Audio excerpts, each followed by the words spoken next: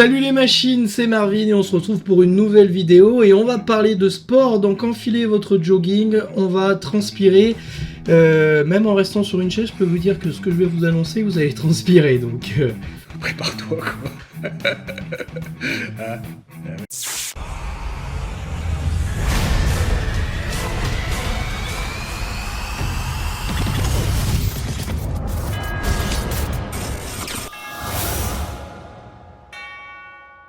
Allez, nous voici sur le HuffPost et on lit cette étude qui, sur la santé des ados moins sportifs que les retraités, inquiète. Une étude dévoilée par le Parisien vient de montrer de manière chiffrée le manque d'activité physique chez les adolescents et donne aussi des solutions simples. Oui, à mon avis, ça va être mangeons correctement, dormons et arrêtons les écrans. Hein. Je pense que c'est assez facile. Alors, adolescence. L'objectif, inverser la courbe relative au capital de santé des jeunes qui se dégrade depuis 50 ans.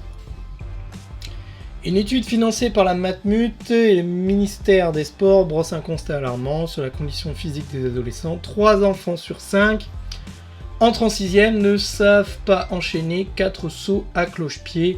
Alerte le professeur François Carré. Ah, n'oubliez pas, le professeur François Carré, on avait parlé sur la vidéo du Covid que je vais vous mettre sur le coin de l'écran et qui avait dit que la nouvelle génération pouvait avoir des arrêts cardiaques à partir de l'âge de 30 ans. Dû au fait du manque d'activité physique. Donc lui déjà, ça fait quelques années qu'il alerte.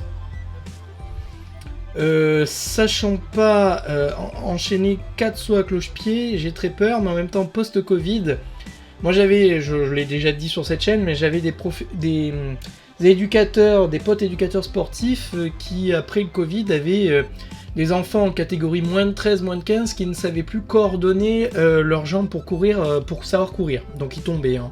Voilà, clairement. Alors, l'enquête a évalué le niveau des capacités physiques, c'est-à-dire les capacités respiratoires, cardiovasculaires et musculo-squelettiques de plus de 9000 élèves de 6e, 10-12 ans, dans 3 régions présentant des niveaux socio-économiques différents, ça c'est important, Bretagne, Hauts-de-France, Auvergne-Rhône-Alpes. Donc, les collégiens ont été soumis en début d'année scolaire à un test qu'on appelle le test navette de Luc Léger. Alors, vous avez Luc Léger, voilà, vous avez une course... en ligne droite, en aller-retour, d'une vingtaine de mètres que vous devez faire en aller-retour à chaque fois. Et plus le test avance, plus vous devez courir le plus vite possible. Et ça, vous êtes alerté par des bips sonores. Voilà. Donc pour commencer, selon l'article du Parisien, le test a dû être adapté et démarrer à 6 km/h au lieu de 8. Mais non, c'est juste pas possible. Là, c'est l'EHPAD. Je vais te dire, le Luc Léger, les 2-3 premiers paliers, enfin en tout cas les 2 premiers paliers, c'est de la marche rapide, c'est même pas de la course. Et les courses, ils sont déjà en difficulté, il faut baisser de 2 km/h la vitesse. 6 km/h, vous marchez. Voilà, littéralement, vous ne courez pas, vous marchez. Alors, on présageait que le niveau de certains enfants ne pourrait pas répondre au premier palier, mais c'est un scandale. Tu as 10 ans, tu ne fais pas le premier palier, tu es malade. Voilà, clairement. Je suis désolé de m'énerver, mais à un moment donné, à part si tu as une maladie handicapante qui t'empêche vraiment ne pas passer le premier palier au Luc Léger, c'est que tu es un handicapé. Je suis désolé. Alors, je suis pas contre les handicapés, hein, qu'on soit bien d'accord.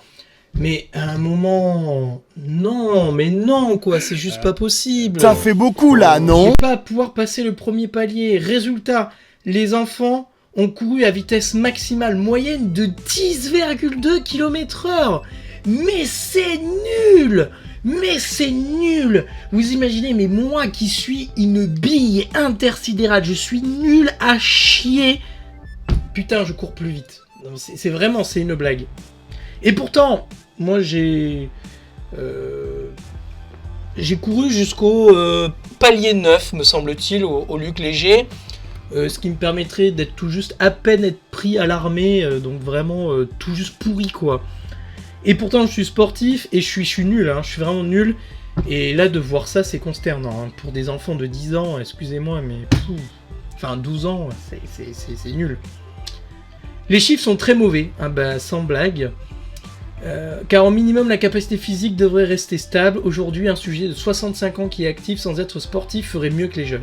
Voilà, c'est exactement ce que je disais. À part si t'es handicapé, c'est pas possible. Une étude montre que les enfants en surpoids entre 4 et 12 ans vont tous avoir un accident cardiovasculaire avant 40 ans. Nos collégiens sont diabétiques et ont une pression artérielle et un taux de cholestérol plus élevé qu'en 80. Je sais même pas quoi vous dire, tellement que c'est catastrophique. Ce sont des générations qui sont nées dans le star system, donc les sportifs ils veulent pas être bousculés, ils veulent riches de suite, célèbres, faire les plus beaux gestes, trash talk, sans jouer académiquement. Et puis vous avez les non-sportifs qui sont pas capables de passer le premier palier au Luc Léger. Voilà.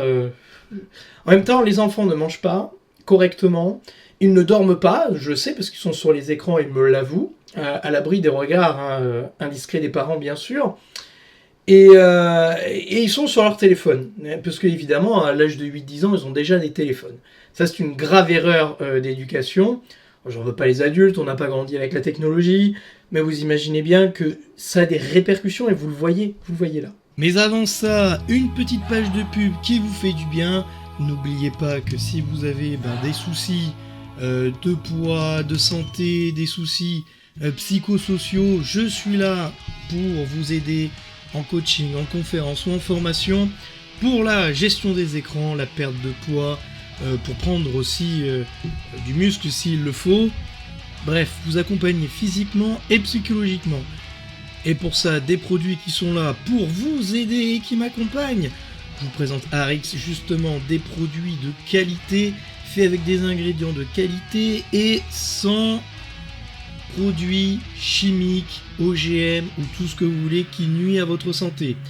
N'hésitez pas à commander dans la description et si vous avez besoin de formation en ligne et de coaching, n'hésitez pas à me suivre sur ma page Facebook où il y a toutes mes actualités et tout ce que je fais dans la vie et bien sûr vous pouvez me contacter par mail ou bien via Messenger.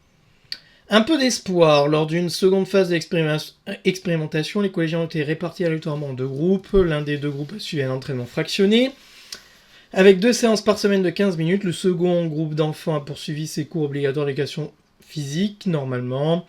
Au bout de 6 semaines, l'amélioration entre les deux était de 5% pour le premier groupe, 2% pour le second. Globalement, quand on suit l'entraînement spécifique et proposé, 2 fois 15 minutes par semaine pendant 6 semaines, une augmentation de 235% de la capacité physique.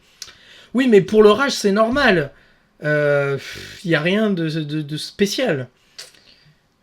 Donc une inversion de la tendance est donc possible et ce rapidement. 30 minutes d'activité physique par jour à l'école pourrait être le moteur de cette inversion de la courbe. Le ministère de l'Éducation, Papenda et son homologue au sport Jeux Olympiques Paralympiques, Amélie Oudéa-Castéra, lance ce lundi une initiative pour favoriser la plus grande pratique sportive des ados. Ok, donc la Team France, etc.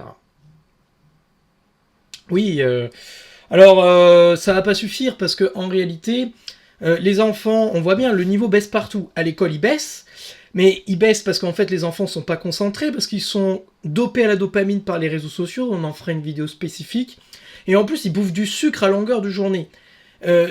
Vous avez des espèces de pics d'insuline, d'adrénaline et de dopamine avec de la récompense quasiment tout le temps, qui fait que ces enfants ne sont plus concentrés, procrastinent, n'ont plus envie de rien faire, sont désintéressés et deviennent hyper impulsifs.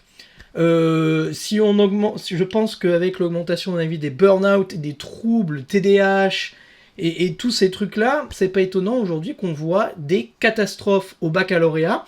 Sauf que l'éducation nationale, au lieu de changer leur méthode, ils baissent le niveau d'exigence. Or, le niveau d'exigence ne devrait pas baisser et on devrait répartir les cours différemment.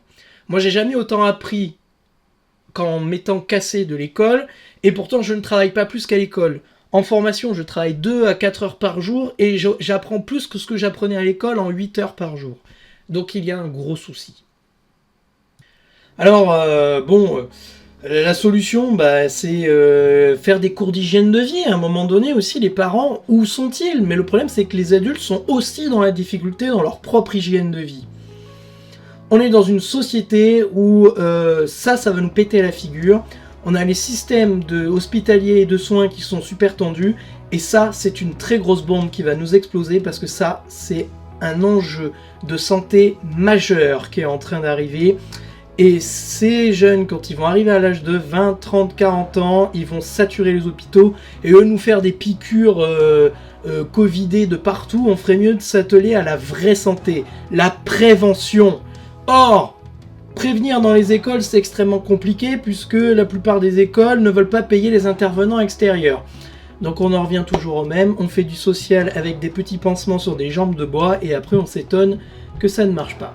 En attendant, ceux qui veulent être aidés, n'hésitez pas, appelez-moi, justement, je suis dans le domaine, que ce soit pour les écoles, que ce soit pour les collèges et les lycées, mais bien évidemment aussi pour les coachings personnels, dans tout ce qui est gestion des écrans, hygiène de vie, l'objectivation, les atteintes des objectifs, la micronutrition, bref, je suis là pour vous aider. Si vous en avez envie, n'hésitez pas à me suivre sur ma page Facebook, Twitter, et vous aurez bien évidemment tout le loisir de me contacter sur ma page Facebook. Moi je vous dis à la prochaine, ciao!